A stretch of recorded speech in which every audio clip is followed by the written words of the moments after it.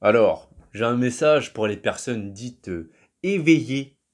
Déjà, pour commencer, qu'est-ce qu'une personne éveillée? Pour faire court, parce que voilà, j'en ai déjà parlé dans plein de vidéos, le fait de s'éveiller, moi je préfère dire se réveiller, c'est juste de réaliser que ce monde cache beaucoup de choses et que rien ne se passe par hasard.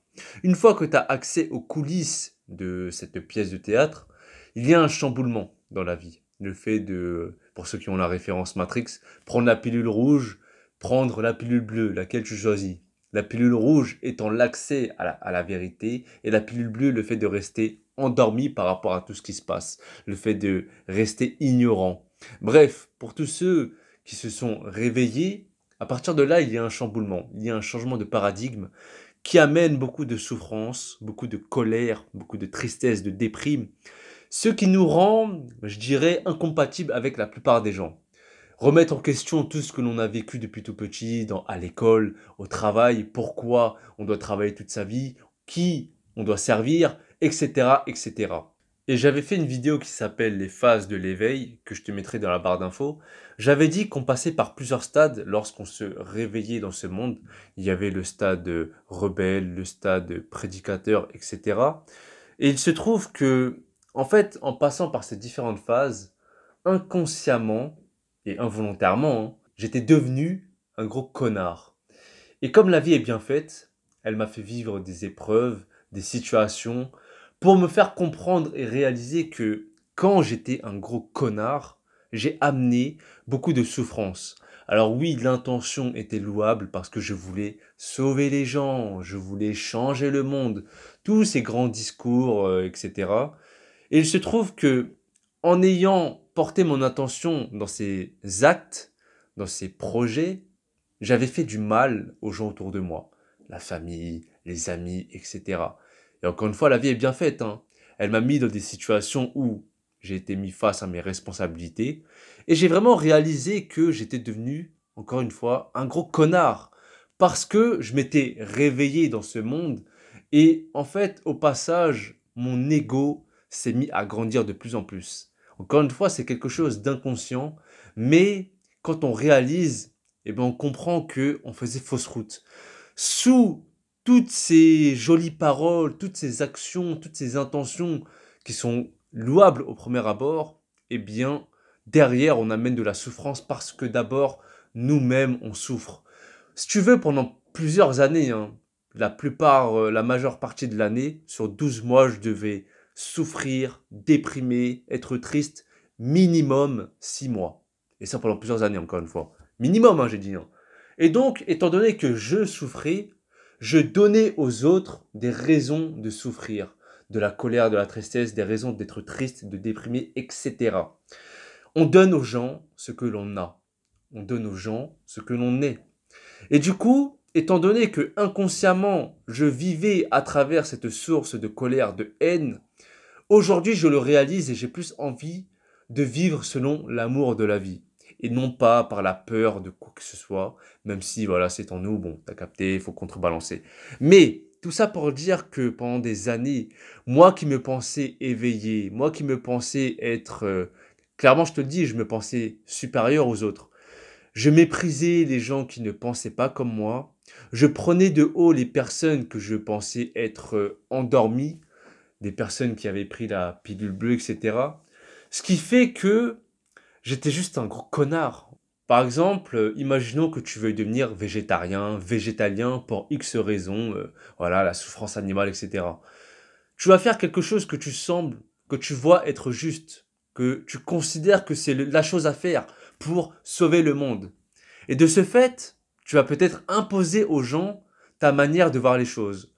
On t'a rien demandé, mais toi tu vas dire, ah mais tu sais que c'est mal de faire ça, tu sais que c'est bien de faire ça, tu sais que tu devrais, parce que en fait, tu vois, moi je fais ça et si tu veux, je peux t'aider. Là, je te donne cet exemple de végétarisme, de végétalien, etc. Mais c'est peut-être autre chose. Moi, par exemple, je voulais parler de ce système financier. J'avais la haine du travail, hein, pour ceux qui me suivent depuis quelques années. Hein. Tu sais très bien ce que je disais sur le travail. Ouais, c'est de l'esclavage. Ouais, c'est ceci, cela. Bon, il y a des tafs, je considère que c'est toujours de l'esclavage. Mais disons que aujourd'hui, je me dis qu'il n'y a pas d'hasard dans la vie. Il y a toujours une raison à une chose. Et si je ne connais pas la raison et que je me mets en colère, eh bien c'est juste moi et mon ignorance.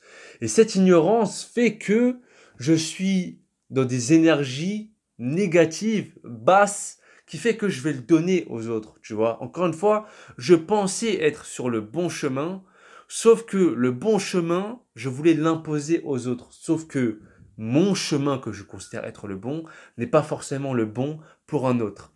Et là où je veux en venir, en fait, c'est que chacun a son propre chemin. Même une personne qui est à l'opposé du chemin que l'on emprunte.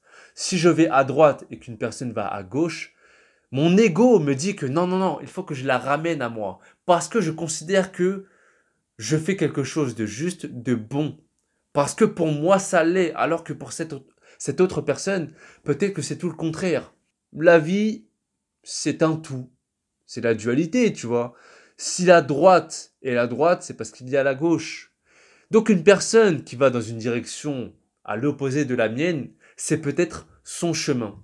C'est peut-être la vie qu'elle doit vivre. Et qui suis-je en voulant imposer ma façon de voir les choses pour la détourner de son propre chemin? Parce que on sait très bien que si cette personne essayait avec moi, je vais lui dire, mais tu veux quoi en fait? Fais ta vie, dégage, fais ton chemin, je fais le mien. Et pourquoi je ferais la même chose en fait? Ce serait complètement hypocrite, ce serait complètement contre-productif. Ça n'a pas de sens. Et c'est ce que j'ai essayé de faire pendant toutes ces années. Je voulais changer des gens. Je voulais changer le monde. Je voulais sauver des gens. Mais ça n'est pas possible. Ce n'est pas possible parce que, si tu veux, la vie est bien faite. Il y a des choses qui se passent. Et même si je ne connais pas la raison du pourquoi, du comment, eh bien, j'ai juste à accepter, en fait. C'est pour ça que la vie, en vrai, hein, c'est juste accepter ce qui est. Et non pas, j'aimerais voir une chose qui devrait être comme ça, qui pourrait être comme ça. C'est juste regarder les choses telles qu'elles sont et l'accepter sans juger. J'avais cette facilité à juger des autres personnes qui ne faisaient pas comme moi, qui ne pensaient pas comme moi. Et de ce fait, je me plaçais inconsciemment dans une position de supériorité. Tu sais pas à quel point je méprisais les gens. Tu sais pas à quel point je pouvais les détester parce qu'ils pensaient différemment de moi, encore une fois.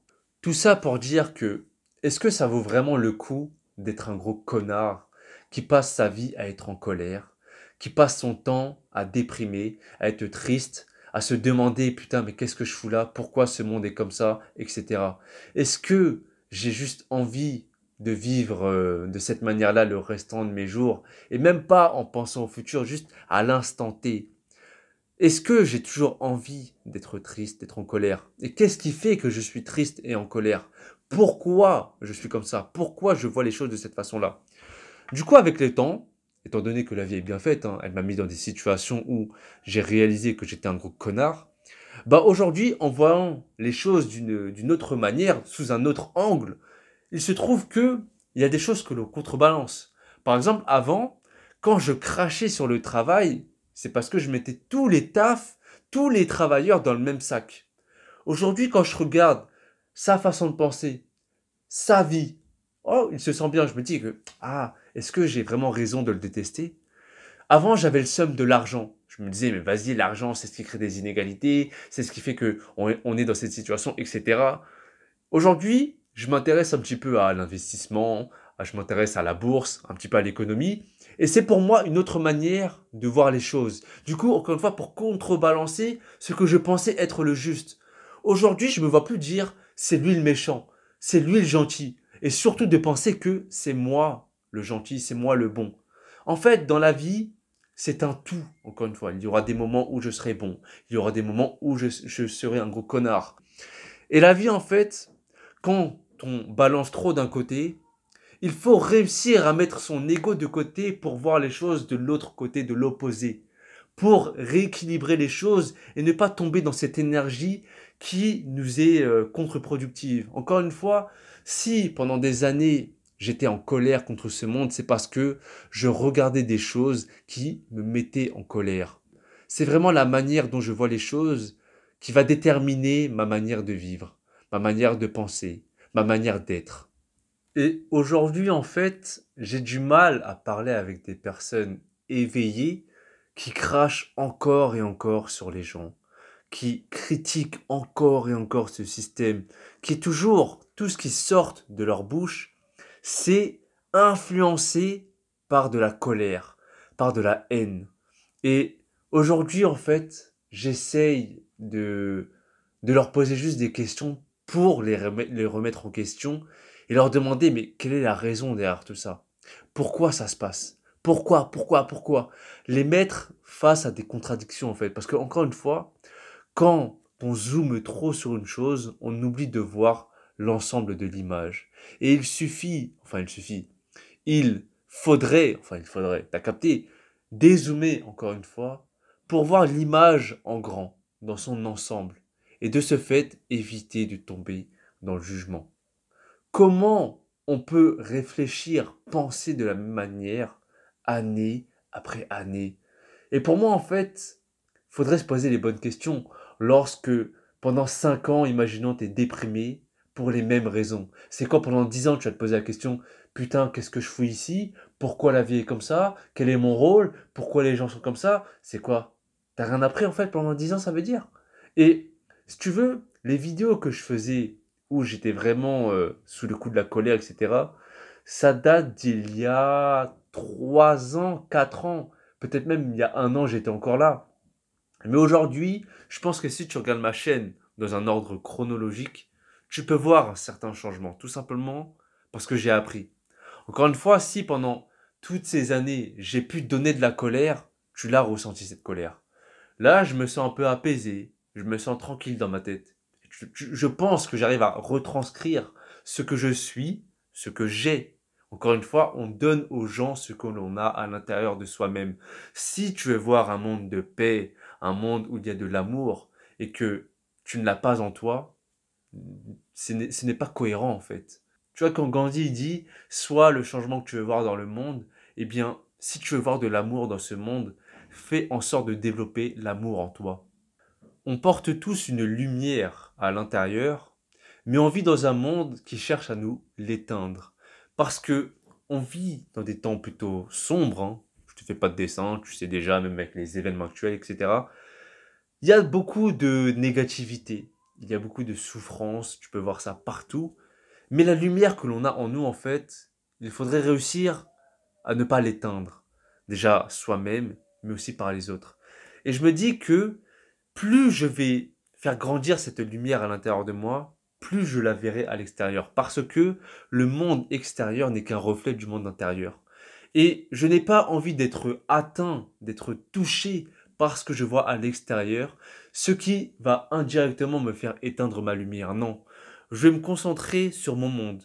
Je vais me concentrer sur ce que je peux apporter. Je vais me concentrer sur les choses sur lesquelles je peux changer pour ensuite voir un changement à l'extérieur. Là où la plupart des gens font l'inverse, là où j'ai pu faire ce schéma-là pendant ces années parce que j'étais en colère. Pendant des années, encore une fois, je crachais sur les gens ceci, les gens cela, ils font ceci, ils font pas cela, ils devraient faire ceci, ils pourraient faire cela. Alors qu'aujourd'hui, je me dis juste, ok, je fais ce que j'ai à faire, je me concentre sur moi, hop, ça passe pas, c'est cool, mais au moins, j'ai fait ma part, j'ai fait mon rôle, et je me dis que peut-être indirectement, ça va planter des graines qui va finir par germer. Parce que, encore une fois, je pense que chacun, hein, on est tous passés par cette question-là. Qu'est-ce que je fous là? Qu'est-ce que je fous là à l'instant T? Je pense que je suis né au mauvais moment. Et moi, à ça, je te réponds que non. On est tous là au bon moment. On est tous là pour grandir et faire grandir. Et, encore une fois, c'est comme si tu allumais un feu. Tu allumes un feu, t'es dans les bois, occupe-toi de ton feu, rajoute des branches, rajoute ceci, cela, mais ne laisse pas le monde te faire éteindre ton feu. Parce qu'à partir du moment où tu vas éteindre ton feu, tu vas te retrouver dans les mêmes ténèbres que celui des autres. On vit dans un monde où, si tu observes bien, tout le monde souffre, à commencer par soi-même. Mais si tu te concentres seulement sur ta souffrance, tu vas pas te concentrer sur ce qui pourrait te faire guérir, sur ce qui pourrait te faire évoluer, grandir. Et je pense qu'à partir du moment où on focalise son énergie sur ce genre de choses, tu vois, des choses voilà, positives, on va dire, eh bien, c'est de cette manière-là qu'on éteint petit à petit ces ténèbres. Parce qu'encore une fois, le monde extérieur n'est qu'un reflet du monde intérieur. Il se passe des dingueries dans le monde. Je te fais pas de dessin, moi-même je regarde, je me dis ah ouais, délire. Mais c'est parce que à l'intérieur, on en est à ce point-là de l'humanité, de cette ère, etc. Je pense qu'il y aura un changement. Est-ce que je le verrai de mes propres yeux? Mais tu vois, j'ai, on va dire, foi en la vie. Je me dis que, encore une fois, il n'y a pas d'hasard, que tout arrive pour une raison et que si je suis là à ce moment-là de ma vie, eh bien, je vais le faire à fond. Tout simplement. Je vais juste apporter ma pierre à l'édifice et après, le reste, on verra, tu vois. Il s'agit vraiment de distinguer ce sur quoi on peut changer, ce sur quoi on ne peut pas changer. La souffrance que l'on a est notre attention qui est sur les choses qu'on ne peut pas changer. On ne peut pas changer une personne. On ne peut pas faire grandir plus vite une personne. Tout ce qu'on peut faire, c'est juste planter des graines. Et puis voilà, ça ne dépend que de l'autre. Et t'as vu, il y a des gens en fait qui pensent que ouais, mais on veut éveiller l'humanité, on veut faire grandir. Non, en fait, voilà, il y a des gens, ils ne peuvent pas grandir, tout simplement. Ce n'est pas leur rôle dans cette vie-là. Ce n'est pas leur rôle dans cette incarnation. Il suffit de l'accepter. Et ce n'est pas parce que ils ne voient pas les choses comme nous, par exemple, par rapport au système, par rapport à voilà, toute cette pièce de théâtre, à ce paradigme, que ce sont des mauvaises personnes. Ils sont juste là pour un rôle et ils le remplissent. Et peut-être que ce rôle pour lequel ils sont là, ce n'est pas ce que l'on voit. Tout simplement, chaque personne a des qualités, chaque personne a des défauts, en commençant par soi-même, encore une fois. Si tu es en train de critiquer quelqu'un, essaie juste de voir, ok, qu'est-ce qu'elle apporte. Trouve une qualité à cette personne et de ce fait, tu auras tout de suite moins de haine envers elle. Et tu as vu encore une fois, quand j'étais en mode gros connard, bien il se trouve que j'avais pas la même compassion qu'aujourd'hui. J'avais pas la même empathie qu'aujourd'hui. Là, quand je vois des personnes, peut-être que ce soit des collègues ou d'autres personnes que je peux rencontrer, côtoyer, etc., c'est pas parce que on ne parle pas d'un sujet précis par rapport au fait d'être éveillé que cette personne est mauvaise, qu'elle ne fait pas de son mieux pour vivre sa vie et que surtout elle ne contient pas de souffrance en elle. Et le fait d'être un être compatissant et de nourrir ce côté-là de ma personne, j'essaie de voir que oui, cette personne souffre et que j'ai juste à prier pour elle, pour son âme et à espérer qu'elle aille mieux tout simplement. Mais pour ça, en fait, il faudrait que moi-même, je vais mieux. Enfin bref, tout ça pour dire que, en fait, la colère, la haine que l'on ressent, la tristesse, etc., c'est juste une seule partie de l'image. Encore une fois, quand on regarde les choses dans son ensemble, quand on arrive à se mettre à la place de l'autre, cela diminue tout ce que l'on peut ressentir de ces basses vibrations énergie. Et je te cache pas que vraiment depuis quelques mois, je me sens bien. Bien sûr que j'ai toujours ces moments de tristesse, de moins bien, de flemmardise, un petit peu de colère aussi. Mais dans l'ensemble, vraiment, je suis bien. Et c'est ce que j'ai envie de donner aujourd'hui parce que d'une certaine manière, j'ai envie de réparer mes fautes, même si je le regrette pas, hein. Aucun regret, aucun remords par rapport à tout ce que j'ai pu dire, tout ce que j'ai pu vivre dans mes anciennes vidéos, parce que je me dis que j'ai dû passer par là. J'ai dû passer par ces états de colère, de haine, de mépris des autres pour aujourd'hui penser de cette façon. Et c'est une nouvelle énergie que je veux donner. Je veux vraiment proposer aux gens, partager de la paix, de l'amour, parce que c'est ce que j'essaie de faire grandir en moi-même. Là où pendant toutes ces années, involontairement, inconsciemment, je donnais de la colère, je donnais de la mauvaise énergie, on va dire. Et aujourd'hui, ce serait une nouvelle manière de me racheter, tu vois. Donc voilà. Bref, je vais m'arrêter là. Merci de m'avoir écouté. À la prochaine. Paix, rire, amour. Ah ouais, j'ai oublié de dire. Je vais finir par deux citations. C'est très important, hein. La première, c'est de Paulo Coelho. C'est une chose de penser que l'on est sur le bon chemin. Une autre, de croire que ce chemin est le seul.